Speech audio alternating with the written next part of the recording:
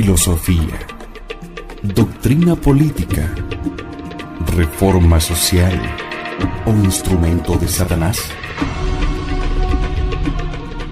Sepa la verdad en Convicción Radio.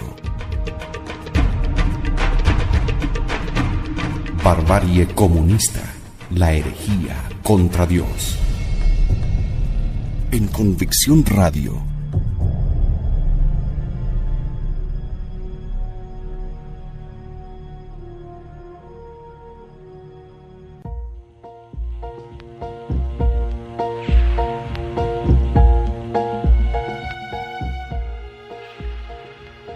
Bienvenidos amigos de Convicción Radio a Barbarie Comunista.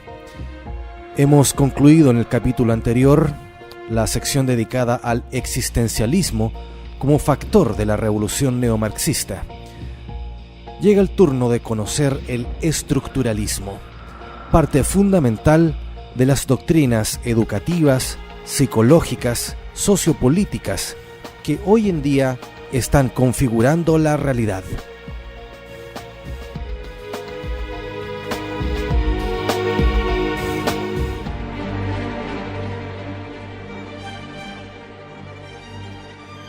El estructuralismo es el sistema filosófico según el cual es un sistema de relaciones lo que constituye la realidad, el conocimiento y la verdad. Mediando la interacción de categorías primarias del idealismo, materialismo y existencialismo, se conforma el estructuralismo. En la década de 1960, con la deriva de Jean-Paul Sartre hacia el marxismo, surge una nueva moda: el estructuralismo. El estructuralismo supone una reacción contra el humanismo, subjetivismo e historicismo. Se define cual vertiente filosófica que expresa un profundo antihumanismo, antisubjetivismo y antihistoricismo. No obstante, el concepto de estructura o similares es anterior a la utilización por los estructuralistas franceses. De hecho, había sido utilizada la noción en matemáticas, en la noción de grupo, en lógica, en la formalización, en física, en biología y en psicología, con la noción de Gestalt. El mismo Marx construye el materialismo histórico sobre los conceptos de infraestructura y superestructura. Freud elaboró un modelo estructural del inconsciente reprimido, yo-ello super-yo. Así, el término estructura, el cual aparece por primera vez en el campo de la lingüística en 1929 en un manifiesto de la Escuela de Praga. Formalmente, el estructuralismo se proyecta como enfoque metodológico para las ciencias humanas, lingüística, etnología, antropología, cultura, historia, etc. Sin embargo, en realidad el estructuralismo constituye un sistema ideológico en sí mismo. De hecho, los estructuralistas sitúan la explicación de los hechos sociales en un nivel más profundo que los hechos mismos, en el nivel de la estructura. Cualquier explicación que se sitúe en el nivel superficial resultará irrelevante. Se afirma la prioridad de la estructura o lo universal sobre lo individual. Se afirma que las estructuras son supraindividuales e inconscientes y solo se expresa en un sujeto trascendental colectivo e inconsciente. El estructuralismo prescinde, por tanto, de la dimensión histórica. La historia carecerá así de sujeto y de fines. La historia carece de sentido, pues no es sino una variación dentro de las posibilidades dadas por las estructuras. En esta perspectiva, la estructura reemplaza o sucede al hombre. La noción de estructura, como tal, no puede ser aprehendida directamente en su realidad concreta, en la pura existencia, siendo necesario establecer modelos teóricos que den cuenta de ello. No siendo la estructura accesible de forma inmediata al observador, procede un análisis de tipo analógico que pone en relación el modelo construido con la estructura considerada. El modelo es un constructo teórico o modo simplificado de acceso a la realidad mediante el cual se capta la estructura. El estructuralismo propugna la existencia de unas estructuras profundas, no conscientes, por lo que se hace necesario el uso de estrategias y modelos que permitan el acceso a las características subyacentes de un ámbito determinado.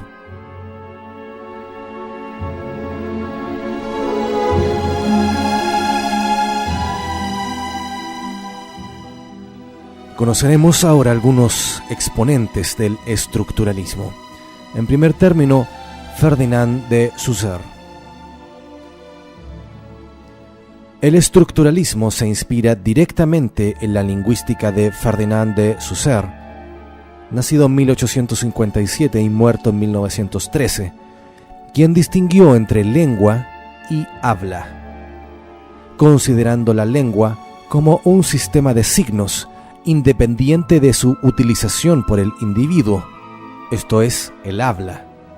Propuso así la creación de una nueva ciencia, comillas. Se puede concebir una ciencia que estudie la vida de los signos en el seno de la vida social. Tal ciencia sería parte de la psicología social y por consiguiente de la psicología general. Nosotros la llamaremos semiología. Ella nos enseñará en qué consisten los signos y cuáles son las leyes que los gobiernan. Aunque él no empleó el término estructura, Saussure consideró la lengua como un sistema de signos. Comparó Saussure el juego de la lengua con una partida de ajedrez y dedujo que el valor de cada pieza depende de su posición en el tablero, de manera que lo único importante es el sistema de relaciones entre las piezas. Precisa así que existen reglas de movimiento y que el sistema varía según las posiciones. Un solo cambio repercute en el sistema entero. De esta forma, Saussure propuso un estudio sincrónico, no histórico ni diacrónico, de la lengua. Concluyó que desde el punto de vista sincrónico, la lengua es exclusivamente un sistema de relaciones. En la lengua no hay más que relaciones. La lengua es una forma y no una sustancia.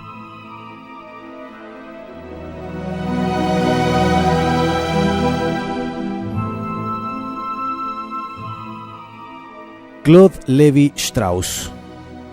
El estructuralismo se dedica solo a las uniformidades psicológicas que subyacen tras diferencias aparentes en el pensamiento y en el comportamiento.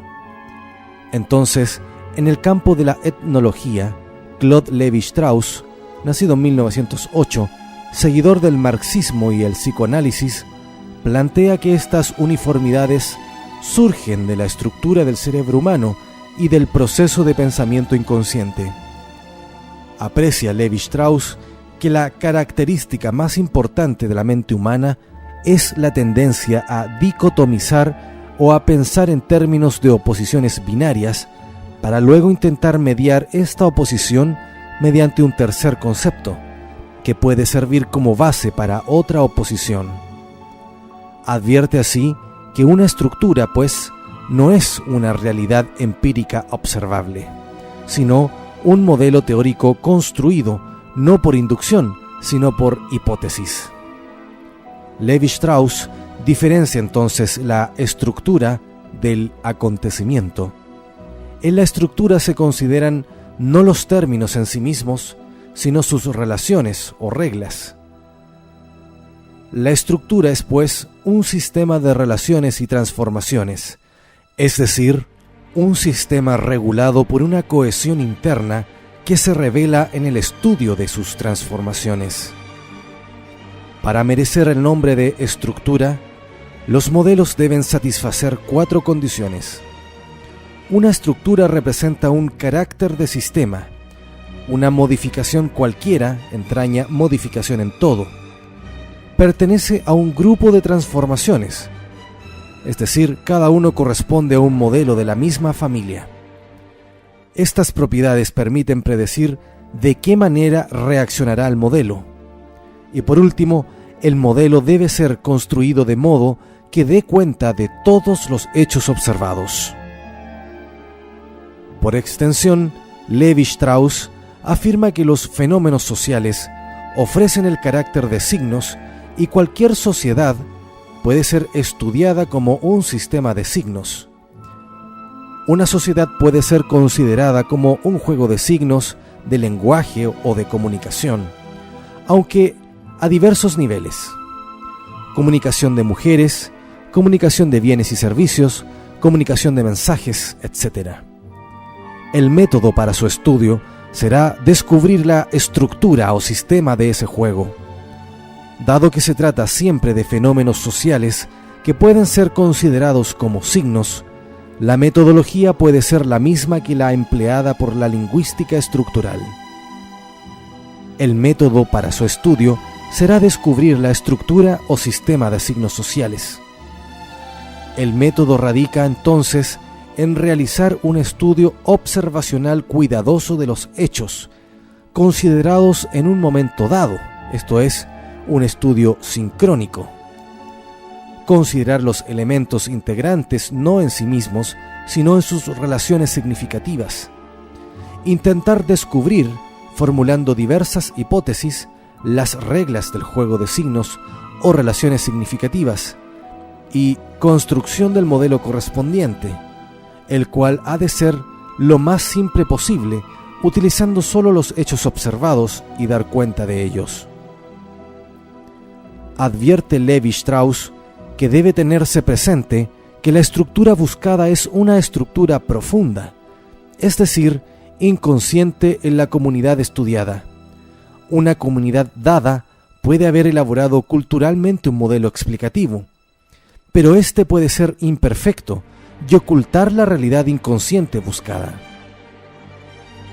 Plantea Levi-Strauss que el estudioso del ajedrez no estudia peones, caballos o alfiles, sino la estructura del juego, es decir, las reglas que hacen que una torre sea una torre y no un alfil.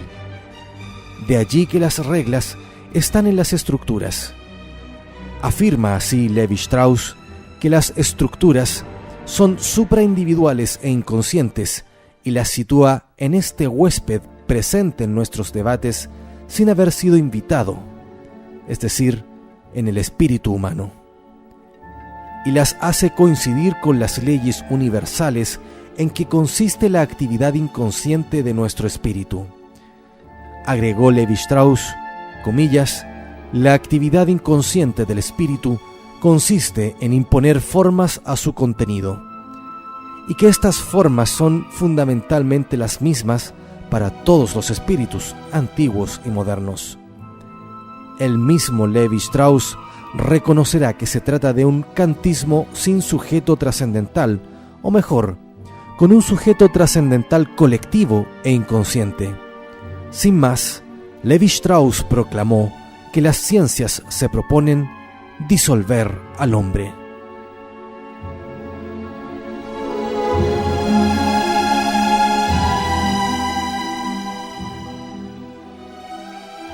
Jacques Lacan. Por su parte, en el campo del psicoanálisis, Jacques Lacan, nacido en 1901 y muerto en 1981, se inspiraría en Levi-Strauss y en el análisis lingüístico de la Escuela de Praga, Jacobson principalmente, aunque modifica el método. Considera al inconsciente como teniendo la estructura del lenguaje o al lenguaje como condición del inconsciente. Así, si las estructuras son inconscientes, el subjetivismo de la tradición filosófica occidental, cuyo origen se encuentra en el cogito cartesiano, carece de apoyo. Así, pienso donde no soy, luego soy donde no pienso.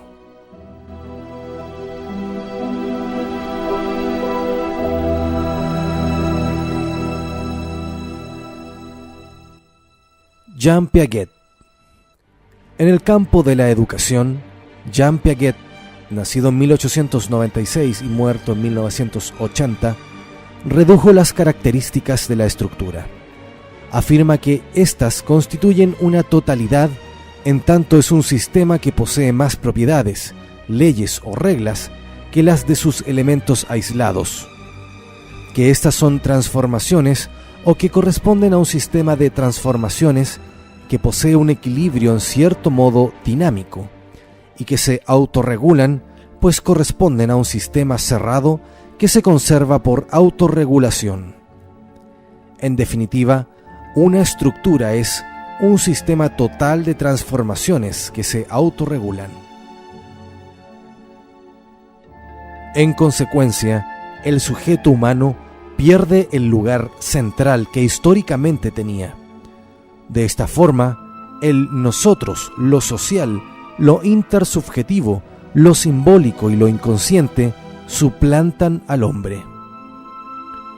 La actividad del sujeto, en cuanto es el sujeto quien otorga sentido al mundo, deja paso al estudio de los conjuntos o sistemas que configuran al individuo, y donde ese individuo se mueve dentro de reglas que lo sobrepasan. La misma autonomía de los sistemas, de las estructuras, convierte al sujeto de un elemento más de dichos sistemas, implicando la suspensión de la razón humana predominante.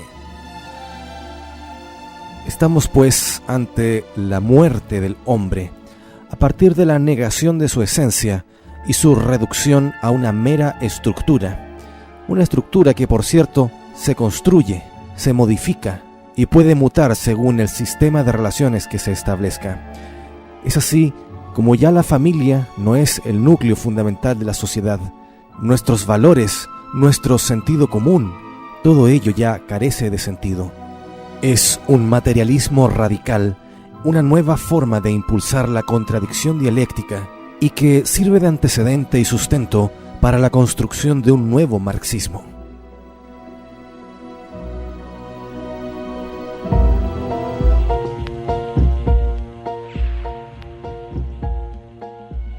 Queda hecha la invitación entonces para nuestro próximo capítulo de Barbarie Comunista dedicado a la Escuela de Frankfurt.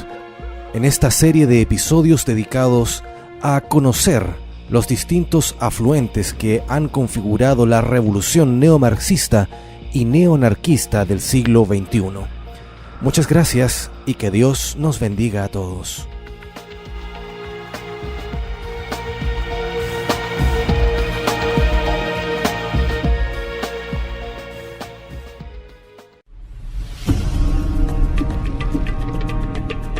Filosofía, doctrina política, reforma social o instrumento de Satanás. Sepa la verdad en Convicción Radio. Barbarie comunista, la herejía contra Dios. En Convicción Radio.